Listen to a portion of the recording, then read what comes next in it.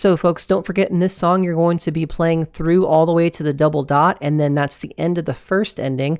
You'll go back to the beginning, play through, skip the 1 with over it, the 1 with the bar over it. You'll skip ahead to the 2 with the bar over it. That's called the second ending. So you'll go 1 through 4, back to the beginning, measure 1, measure 2, and then skip to measure 5 and play to the end. For some of us on this song, you'll be looking at a new note. Don't forget that this is the A key, thumb, 1, 2, and pinky.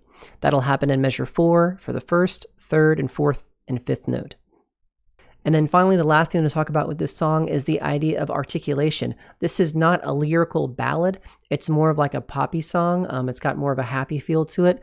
D, D, D, D, D. So when you're blowing your airstream,